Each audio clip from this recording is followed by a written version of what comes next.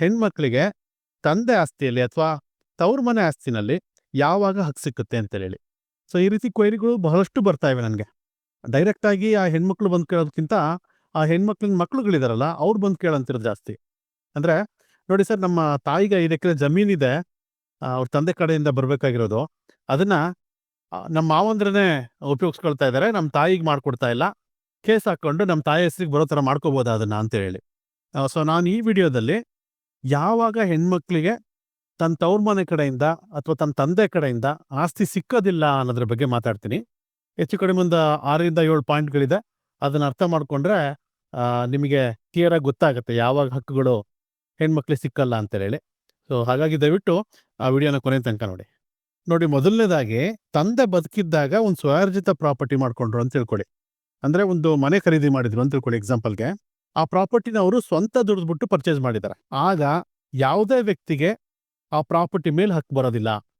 ಹೆಣ್ಮಕ್ಳಿರ್ಬೋದು ಅಥವಾ ಗಂಡ್ಮಕ್ಳಿರ್ಬೋದು, ಯಾರಿಗೂ ಆ ಪ್ರಾಪರ್ಟಿ ಮೇಲೆ ಹಕ್ಕು ಬರೋದಿಲ್ಲ. ತಂದೆ ಯಾರಿಗ್ ಬೇಕಿದ್ರು ಆ ಪ್ರಾಪರ್ಟಿಯನ್ನ ಕೊಡ್ಬೋದು. ಅಂದ್ರೆ ಸ್ವಯಾರ್ಜಿತ ಆಸ್ತಿಯಲ್ಲಿ ಸಂಪೂರ್ಣ ಹಕ್ಕು ತಂದೆಗೆ ಮಾತ್ರ ಇರುತ್ತೆ. ಅವನು ಯಾರಿಗ್ ಬೇಕಿದ್ರು ದಾನ ಮಾಡ್ಬೋದು, ಯಾರಿಗ್ ಬೇಕಿದ್ರು ವಿಲ್ ಬರಿಬೋದು. ಆಮೇಲೆ ಅವನು ಜೀವಂತ ಇದ್ದಾಗ ಒಂದು ವಿಲ್ ಬರ್ದ ಅಂತ ತಿಳ್ಕೊಳ್ಳಿ ಸ್ವಯಾರ್ಜಿತ ಪ್ರಾಪರ್ಟಿನಲ್ಲಿ. ಅದೇನ್ ಮನೆ ತಗೊಂಡಿರ್ತಾನೋ ಸ್ವಂತ ದುಡಿದ್ಬಿಟ್ಟು ಆ ಪ್ರಾಪರ್ಟಿಯನ್ನ ಅಥವಾ ಆ ಮನೆಯನ್ನ ಬೇರೆ ಯಾರ ಹೆಸರಿಗೋ ವಿಲ್ ಬರ್ದಿದ್ದ ಅಂತ ತಿಳ್ಕೊಳ್ಳಿ.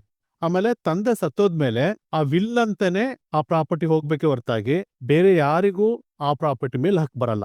ಇಂಥ ಸಂದರ್ಭದಲ್ಲೂ ಅಷ್ಟೇ, ತಂದೆ ಯಾವ್ದಾದ್ರು ಬೇರೆ ಮಕ್ಕಳಿಗೋ ಅಥವಾ ಮತ್ತೊಬ್ರು ಯಾರಾದ್ರೂ ಆ ಪ್ರಾಪರ್ಟಿಯನ್ನ ವಿಲ್ ಮೂಲಕ ಬರ್ದಿದ್ರೆ ಹೆಣ್ಮಕ್ಳಿಗೆ ಆ ತರದ ಪ್ರಾಪರ್ಟಿನಲ್ಲಿ, ಹೆಣ್ಮಕ್ಳಿಗೆ ಅಂತಲ್ಲ ಗಂಡ್ಮಕ್ಳಿಗಾದ್ರೂ ಅಷ್ಟೇ, ಆ ವಿಲ್ಲಿನ ಮೇಲೆ ಯಾವುದೇ ರೈಟ್ಸ್ ಇರೋದಿಲ್ಲ ಅಥವಾ ಆ ಪ್ರಾಪರ್ಟಿ ಮೇಲೆ ಯಾವುದೇ ರೈಟ್ಸ್ ಇರೋದಿಲ್ಲ. ಯಾರಿಗೆ ವಿಲ್ ಬರ್ದಿರ್ತಾರೋ ತಂದೆ ಅದೇ ವ್ಯಕ್ತಿಗೆ ಆ ಪ್ರಾಪರ್ಟಿ ಹೋಗುತ್ತೆ. ಮತ್ತೆ ಮೂರನೇದಾಗಿ ನೋಡಿ, ರಿಲೀಸ್ ಡೀಡ್ ಮಾಡ್ಕೊಟ್ಬಿಟ್ಟಿದ್ದಾರೆ ಎಷ್ಟೊಂದು ಹೆಣ್ಮಕ್ಳು. ಆಸ್ತಿ ಹಂಚಿಕೆ ಸಮಯದಲ್ಲಿ ಏನಾಗುತ್ತೆ ಅಂದ್ರೆ, ನನಗೆ ಆಸ್ತಿ ಬೇಡ, ಆಸ್ತಿ ಬದಲಾಗಿ ನನಗೆ ಇಷ್ಟು ಹಣ ಕೊಡಿ ಅಂತ ಹೇಳಿ ಇಸ್ಕೊಂಡು ಅದನ್ನ ರಿಲೀಸ್ ಡೀಡ್ ಅಲ್ಲಿ ಮೆನ್ಷನ್ ಮಾಡ್ಬಿಟ್ಟು ರಿಲೀಸ್ ಡೀಡ್ ನ ರಿಜಿಸ್ಟರ್ ಮಾಡಿಸ್ಕೊಂಡಿದ್ದಾರೆ. ಒಂದ್ಸಲಿ ಈ ರೀತಿ ರಿಲೀಸ್ ಮಾಡಿದ ಮೇಲೆ, ನಿಮ್ಮ ಹಕ್ಕನ್ನ ನೀವು ಬಿಟ್ಕೊಟ್ಟ ಮೇಲೆ ಮತ್ತೆ ಆ ಪ್ರಾಪರ್ಟಿಯನ್ನ ನೀವು ಕೇಳಲಿಕ್ಕೆ ಬರೋದಿಲ್ಲ. ಇದು ಹೆಣ್ಮಕ್ಳಿಗೂ ಅನ್ವಯ ಆಗುತ್ತೆ ಅಥವಾ ಗಂಡ್ಮಕ್ಳಿಗೂ ಅನ್ವಯ ಆಗುತ್ತೆ. ಯಾರೋ ಒಬ್ಬ ತಮ್ಮನೋ ಅಣ್ಣನೋ ನನಗೆ ಈ ಪ್ರಾಪರ್ಟಿ ಬೇಡ, ನನಗೆ ದುಡ್ಡು ಸಾಕು ಅಂತ ದುಡ್ಡು ಇಸ್ಕೊಂಡ್ಬಿಟ್ಟು ಅದನ್ನ ರಿಲೀಸ್ ಡೀಡ್ ಮಾಡಿಸ್ಬಿಟ್ಟ ಅಂತ ಹೇಳಿದ್ರೆ ಅವನಿಗಾದ್ರೂ ಅಷ್ಟೇ ಯಾವುದೇ ಸಂದರ್ಭದಲ್ಲೂ ಮತ್ತೆ ವಾಪಸ್ ಹೋಗ್ಬಿಟ್ಟು ನನಗೆ ಪ್ರಾಪರ್ಟಿ ಕೊಡಿ ಅಂತೇಳಿ ಕೇಳಕ್ ಬರೋದಿಲ್ಲ. ಅದು ಹೆಣ್ಮಕ್ಳಿಗೂ ಅನ್ವಯ ಆಗುತ್ತೆ ಮತ್ತೆ ಗಂಡ್ಮಕ್ಳಿಗೂ ಅನ್ವಯ ಆಗುತ್ತೆ.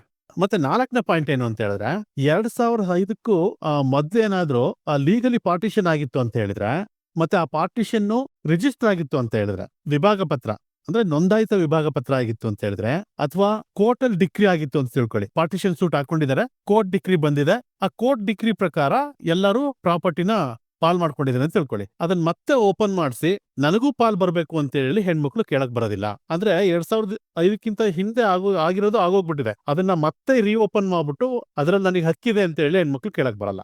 ಮತ್ತೆ 2005ನೇ ಇಸ್ವಿ ಆದ್ಮೇಲೆ ಈ ಪಾರ್ಟಿಷನ್ ಡೀಡ್ಗೆ ಒಪ್ಪಿಗೆ ಕೊಟ್ಬಿಟ್ಟು ಆ ಹೆಣ್ಮಕ್ಳು ಏನಾದ್ರೂ ಸಿಗ್ನೇಚರ್ ಹಾಕಿದ್ದು ಮತ್ತೆ ಅದು ರಿಜಿಸ್ಟರ್ ಆಗಿತ್ತು ಅಂತ ಹೇಳಿದ್ರೆ ಅವರು ಮತ್ತೆ ವಾಪಸ್ ಹೋಗ್ಬಿಟ್ಟು ನನಗೆ ಪ್ರಾಪರ್ಟಿ ಬರಬೇಕು ಅಂತೇಳಿ ಕೇಳಲಿಕ್ಕೆ ಬರಲ್ಲ. ಮತ್ತೆ ಒಂದು 6ನೇ ಮುಖ್ಯವಾಗಿರೋ ಪಾಯಿಂಟ್ ಏನು ಅಂತ ಹೇಳಿದ್ರೆ, 2005ಕ್ಕಿಂತ ಮುಂಚೆ ಈ ಪಿತ್ರಾರ್ಜಿತ ಆಸ್ತಿ ಮಾರಾಟ ಆಗ್ಬಿಟ್ಟಿದ್ರೆ, ದಾನ ಆಗ್ಬಿಟ್ಟಿದ್ರೆ ಅಥವಾ ಯಾವುದೇ ರೀತಿ ಟ್ರಾನ್ಸ್ಫರ್ ಆಗಿ ರಿಜಿಸ್ಟರ್ ಆಗಿ ಹೋಗ್ಬಿಟ್ಟಿದ್ರೆ ಅದರಲ್ಲಿ ಹೆಣ್ಮಕ್ಳು ಮತ್ತೆ ಹೋಗಿ ಪಾಲ್ ಕೇಳಕ್ ಬರಲ್ಲ. ಯಾಕೆಂದ್ರೆ ಆ ಸಮಯದಲ್ಲಿ ಹೆಣ್ಮಕ್ಳಿಗೆ ಹಕ್ಕೇ ಇರಲಿಲ್ಲ. ಹಂಗಾಗಿ ಈ ಸಂದರ್ಭದಲ್ಲೂ ಸಹ ಹೆಣ್ಮಕ್ಳು ಪ್ರಾಪರ್ಟಿನಲ್ಲಿ ಪಾಲ್ ಕೇಳಲಿಕ್ಕೆ ಬರಲ್ಲ. ಮತ್ತೆ ಕೊನೆ ಪಾಯಿಂಟ್ ಏನು ಅಂತ ಹೇಳಿದ್ರೆ, ತಂದೆಗೆ ಯಾವ್ದೋ ಒಂದು ಪ್ರಾಪರ್ಟಿ ವಿಲ್ ಮೂಲಕನೋ ಅಥವಾ ಗಿಫ್ಟೆಡ್ ಮೂಲಕನೋ ಏನಾದ್ರು ಬಂದಿತ್ತು ಅಂತ ಹೇಳಿದ್ರೆ ಅದು ತಂದೆಯ ಸ್ವಯಾರ್ಜಿತ ಆಸ್ತಿ ಅಂತಾನೆ ಕನ್ಸಿಡರ್ ಮಾಡ್ಬೇಕಾಗತ್ತೆ. ಅವ್ರು ದುಡಿದ್ಬಿಟ್ಟು ಅವ್ರ ಸ್ವಂತ ದುಡ್ಡು ಕೊಟ್ಬಿಟ್ಟು ಅವ್ರು ಕೊಂಡ್ಕೊಂಡೇ ಇರ್ಬೋದು. ಆದ್ರೆ ಅವರಿಗೆ ಗಿಫ್ಟ್ ಅಥವಾ ವಿಲ್ ಮೂಲಕ ಏನಾದ್ರು ಪ್ರಾಪರ್ಟಿ ಬಂದಿತ್ತು ಅಂತ ಹೇಳಿದ್ರೆ ಅದನ್ನೂ ಸಹ ಸ್ವಯಾರ್ಜಿತ ಪ್ರಾಪರ್ಟಿ ಅಂತಾನೆ ಕನ್ಸಿಡರ್ ಮಾಡ್ಲಾಗುತ್ತೆ. ಅಂತ ಪ್ರಾಪರ್ಟಿನೂ ಸಹ ಹೆಣ್ಮಕ್ಳೇ ಆಗ್ಲಿ ಅಥವಾ ಗಂಡ್ಮಕ್ಳೇ ಆಗ್ಲಿ ಪ್ರಾಪರ್ಟಿ ಕೇಳಲಿಕ್ಕೆ ಸಾಧ್ಯ ಇಲ್ಲ. ಅಂದ್ರೆ ಆ ತಂದೆ ಬದುಕಿರೋ ತನಕನೂ ಆ ಪ್ರಾಪರ್ಟಿನಲ್ಲಿ ಪಾಲ್ ಕೇಳಕ್ ಬರಲ್ಲ.